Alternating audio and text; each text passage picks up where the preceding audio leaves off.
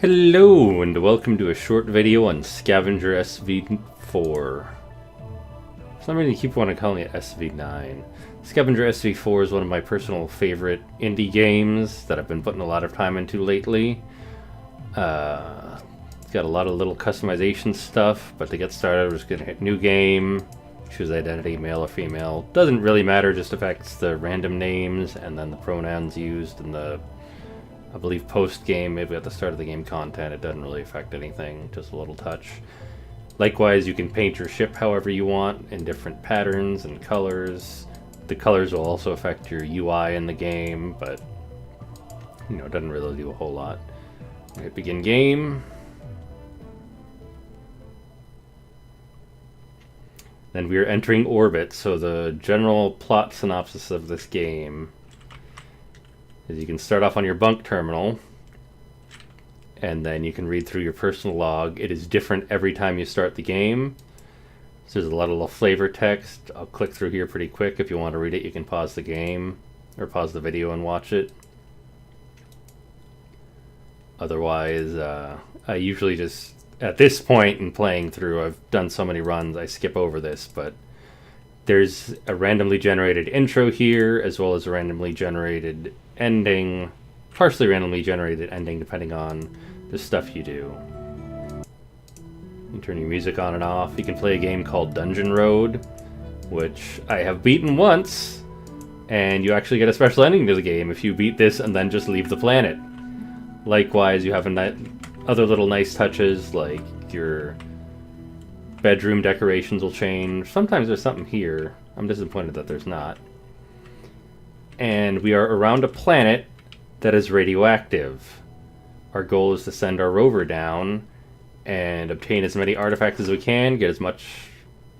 Eventually we'll get money when we leave the planet for the artifacts, and that's when you end the game. But to rephrase that, we should get as many artifacts as we can. When we are done, we go to the piloting terminal, we hit exit orbit, and that ends the game and gives you your ending. The most important part of the ship, or second most important part of the ship, is back here in the engineering terminal.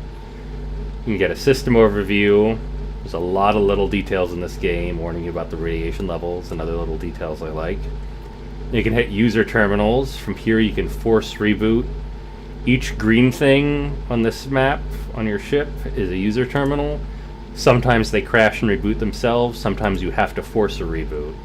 You can do that by click force reboot and then click on it, or then click on one and then click force reboot to do just that one. Likewise with the door overrides. You can click a door and then click open door, or you can click operate doors, and then every door you click will toggle. So I usually keep this way is the cargo area on the left. I keep that closed. I have accidentally opened this door in the garage before and then died by getting sucked out the airlock. To give you an idea of what I mean, let's suck ourselves out the airlock. But first, let's actually put on a spacesuit so we don't die horribly. Gotta click wear EVA suit.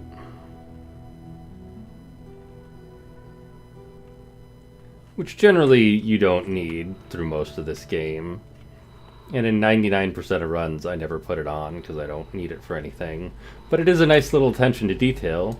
Likewise, let's open the airlock door and see what happens. So I'm not touching the keyboard right now. The game actually has air pressure and you can get blown out the airlock. If you do not have your spacesuit on, you will die very quickly. You can see down to the planet, it's different color every time. You can see our ship here. Let's head back inside. You may have noticed we're in 0G. Oh, let's close that door. Close the door. Thank you. We're in 0G. If that makes you kind of uncomfortable playing like that, there's options, a whole lot of customizability options that really impressive for any game, let alone an indie game like this. You can actually set the game so that you are no longer floating in 0G, but instead walking around on your ship. This terminal is useless most of the time, however it tells you how much gas reserves you have, and then it's going to emergency refill all the oxygen on my ship. You can kind of see how the whiter this is, the more oxygenated everything is. I'm going to hit the valves to normal now. I'm going to come back into my engineering terminal and then shut the doors to that room and shut the door there. You also have a cargo system. You can see how many items you have in this room, how many items you have in this room, how many items are in this room, and how many items are in this room. Consumables doesn't really matter. That's just your gas, the suit, whatever. Engines also doesn't matter. It's a lot of cool little details, but there's no purpose to those. So now that we've been screwing around for a couple minutes while we're around a highly radioactive planet, we're going to come here and click on the medbay terminal. We got a little error science computer offline. We'll deal with that in a minute. Activate the terminal. It does a scan. And then authorize treatment. You can pause if you want to see that screen, but it's basically telling you, you have this much radiation, we can take away this much.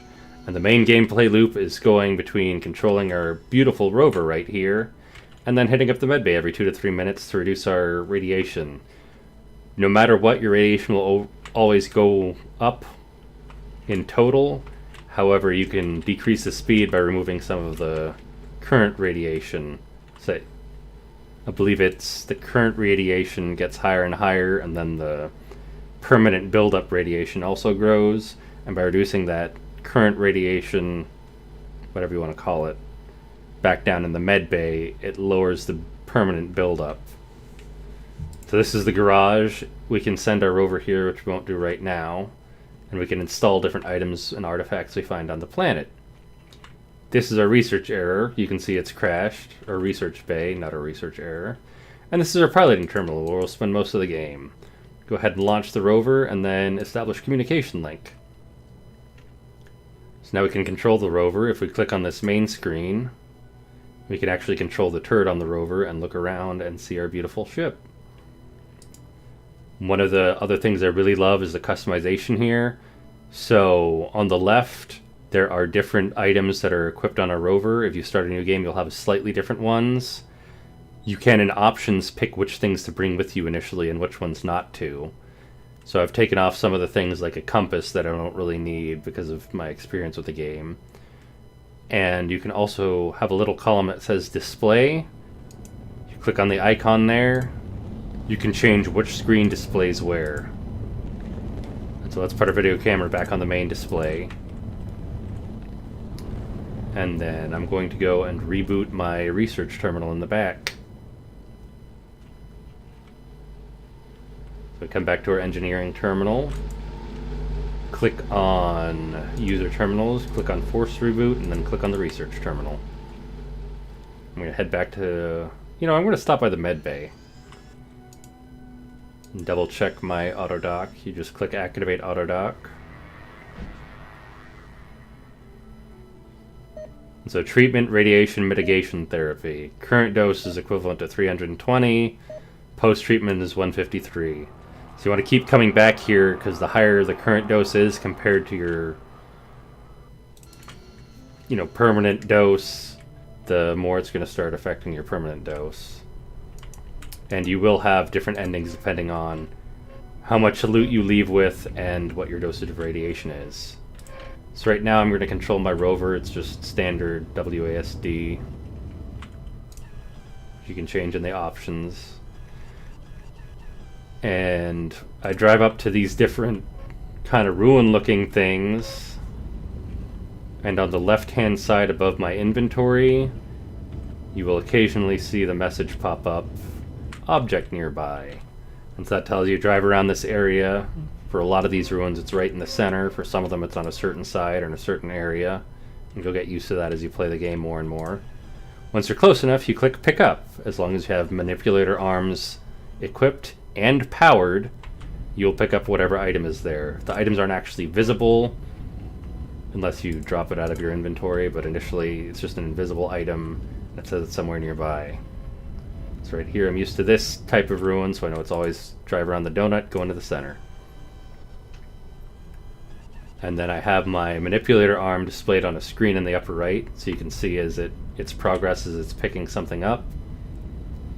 And we can also decide to power or not power different equipment that we have on. So I can turn on my auxiliary generator, you can see that in the top left, and I can turn it back off. For that particular one, you use up fuel, which it will say fuel percent, and as the rover is docked, that fuel will recharge. Normally, your rover provides, I don't know how much power, but it's enough for all the initial systems. If you are drawing more power than your default generator can do, or I don't even default generator, the rover produces a set amount of power on its own. You don't have to worry about fuel or anything. The aux generator and other things you can get will provide more power. And if you are drawing more power than you can use, your screens will start to glitch out.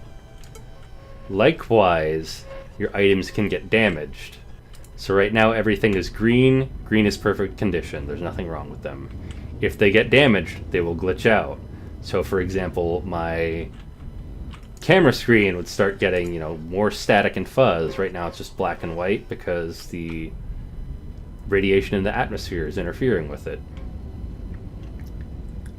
Likewise, if a manipulator arms are damaged, they'll take longer to pick up items from the ground, a lot longer depending on how damaged they are.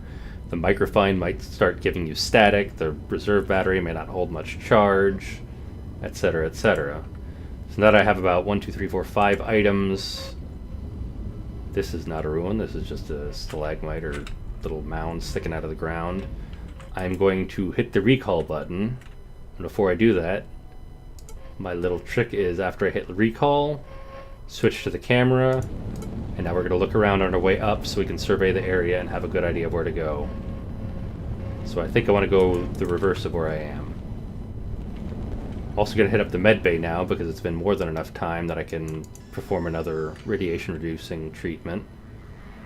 And if you play this game and you find you don't want to come to the med bay a whole lot, there's actually an option that lowers your score, which won't affect your ending, but is for, bragging rights or just personal accomplishment, but causes you to take radiation at half the rate, so you can spend a lot longer exploring the planet and just looking around at stuff.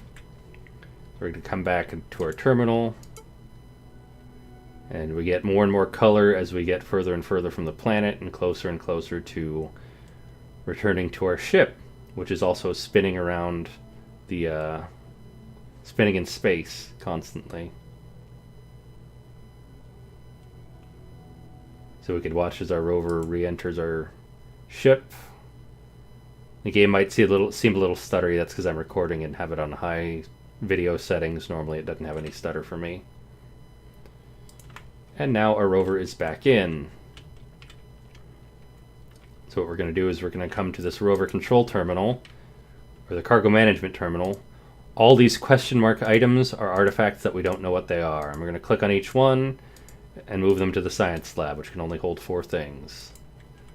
We'll come back down a little. You can see the rover using its little manipulator arms to pull the inventory out.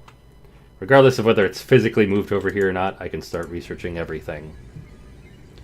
Everything starts off in phase 1 research at 0%. If I click on something, it'll say users interactively assisting research on the sample. So basically, if you want research to go faster, come to the terminal, click on an item, and it'll get a boost. Likewise, the research speed, aside from the boost, is divvied up between everything you have researching at once. So if I want one item I want done really fast, I suspend research on everyone else, and then select that one item. And it'll go much faster than if I have 4 things at once. The other thing you'll notice is that it goes from phase 1 to phase 2. Phase 2 will change the name. It tells me it's an electrical item. It tells me it's an electronic item, which are 2 different categories. It might say mechanical, it might say something else. So it says optical. Propulsion is a rarer one. Once it gets to phase 3, it tells you very specifically what the item's going to be when it's done researching. At any point, you can equip it on your rover, but you won't know what it is and what it does, and the screens will all be staticky. So you could gamble and put something on, but some of the items are not beneficial, or you really want to know what they're doing for you. So for me personally, I always research them fully. We've got an augmented drive. It gives a nice little description here. It gives you all the actual data on how it works over here, the power consumption, the active power consumption. So regardless of whether something is in use or not, if you have it turned on at all, it draws power, and then it draws more power when you use it. The other fun thing here is that this one started at 9%.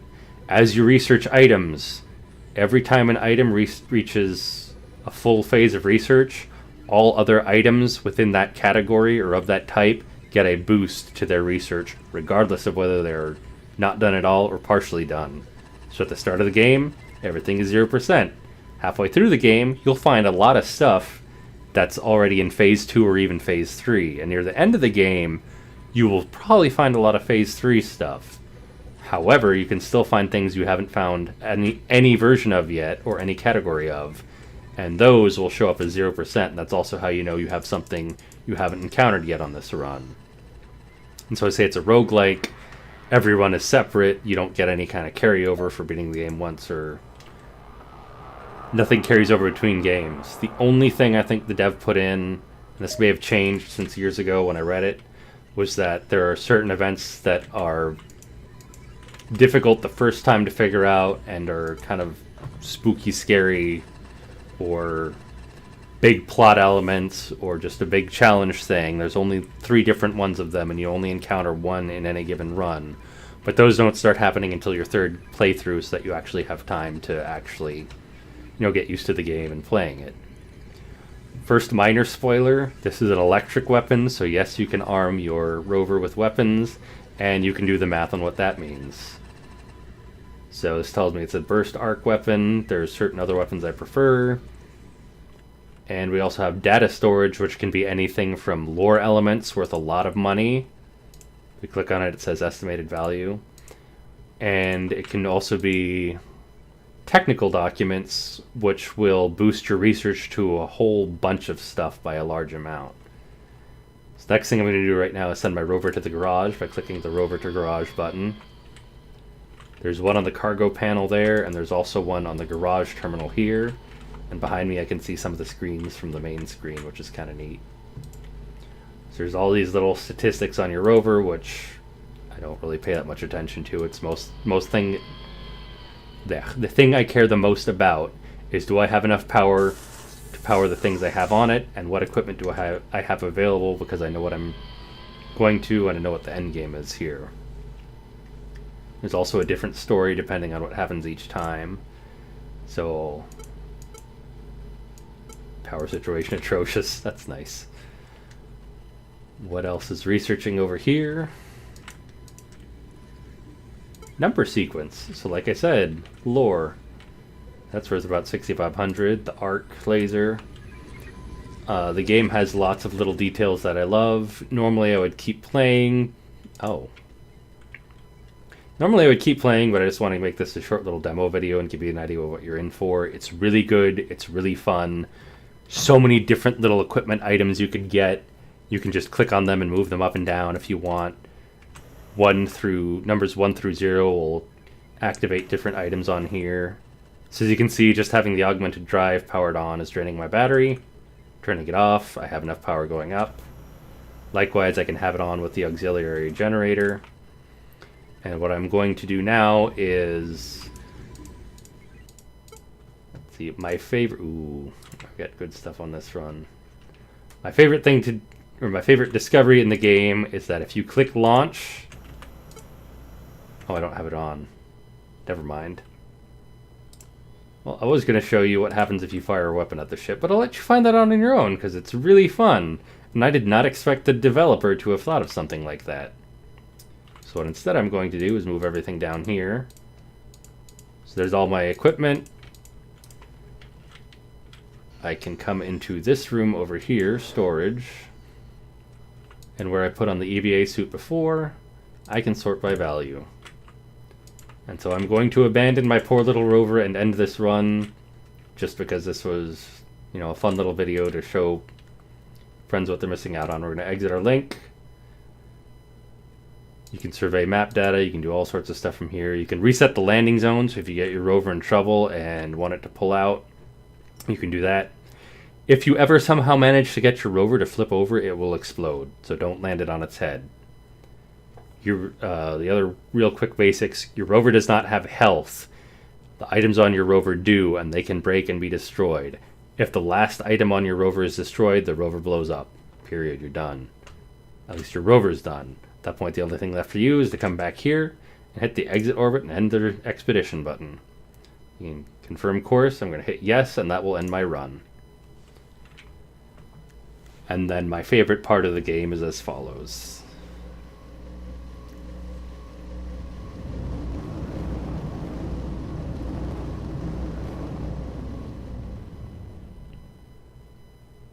The Epilogue Screen. Every run, you get the first paragraph summarizing some of what you did. You collected so many artifacts, researched so much stuff. Your most valuable item was this. Your total value of your items was this. In the course of her encounter, she exposed herself to no significant radiation damage. So that is a big modifier on your score and also affects your ending. I have come back so irradiated that I was turned into a cyborg one time. I do not recommend that. I will also say that in order to actually die of radiation poisoning and lose the game that way, you'd probably have to leave it running for like 4 hours. Probably less, but I think I had like 2-hour run where I had been hit in the med bay and was about halfway to death from radiation, although by that point your score is geometrically just fallen off a cliff. She made a decent profit on this run. She will sell the recovered salvage, the survey data, and the coordinates, and do a few choice upgrades to the Ascension. You can also name your ship every run. After that, she will go looking for other adventures. She has had her fill of deadly radiation, thanks. Plenty of other opportunities await the discoverer of an alien world. So this is a really low score run, so there's not that interesting of an ending. Once you get to a middle or high score, you get a lot more cool stuff. But every time it's something different in those last 2 paragraphs, from, opening a casino to research to just all sorts of fun little flavor text, in addition to the different equipment you get on each run, because sometimes I never see a propulsion item in the entire run. Sometimes I see a bunch of one item or another. And it's just a really great bunch of little mysteries each time you play through for a different story. And I just love all the little details and all the little bits and nuggets in here. To give you an example of high scores, so you can see your top 10 high scores here, and you can click on them to review them. So let's hit Vicky Brown. After making her fortune, proceeds of her adventure, Vicky Brown retired and largely disappeared from the public eye. Reclusive and rarely seen, she now tours the colonized worlds as a patron of arts and sciences, throwing massive sums of money behind anything she deems to be worthwhile. Her agents can be reached if a cause is sufficiently interesting. And so just all sorts of cool stuff there. And as an example, lost the rover on that one apparently. Only 500-point loss, but still a loss. Usually I'm more ticked about the amount of equipment I have on there, because you do end up equipping a lot of alien artifacts that do different things. Research a little bit of points. Concerning health, so the radiation dose has the biggest impact, and that's kind of a timer. But again, not that much in your ending, and mostly a score thing. I really love this game, and it needs more love. And holy cow, if this dev had a bigger budget and made the thing again, it would be amazing. So that's Scavenger SV-4. I highly recommend you check it out. The other one interesting fact I wanted to share is that I found out both a game called Kenshi that I love and this use the Ogre graphics engine, and then the rest of the game engine is programmed underneath that, as opposed to most games being on Unreal or whatever Source Engine, or I forget what the other one is, Unity or Game Maker. They felt that in order to have both the planet rendering or the planet constantly active, because even if you leave the planet, stuff is still going on down there. I mean, even if you pull your rover off the planet still has stuff and AI going on down there. And then having multiple screens so you can render both areas at once and all sorts of stuff. But yeah, that's Scavenger SV-4. I highly recommend checking it out. It's on Steam. Doesn't cost too much, I think, or you can wait for a million of Steam sales. But give it a shot if you're into fun little roguelike and mystery element games. It's just I love the amount of detail. I love the fact that I've accidentally blown myself out the airlock more than once. I love the fact that after so many runs of having a certain event that was just like so easy to get past, I actually screwed up, didn't catch on to it, and then died to it very recently, even after being really experienced. It's just so much little cool stuff, so many little details I love, so much, love and effort went into this game, and it has a lot more meaningful or little intricacies and interactables than you usually get. Like, you can don a spacesuit and fly around your whole ship and look at it for no reason, but you can do that, and it's cool. And once again, don't accidentally blow yourself out the airlock, and also watch the heat on your rover, because I may have accidentally lost a few things on re-entry because I forgot to turn off all the super hot alien systems I had running, and then got very confused where my rover went. So, oops. But yeah, I'll see you later.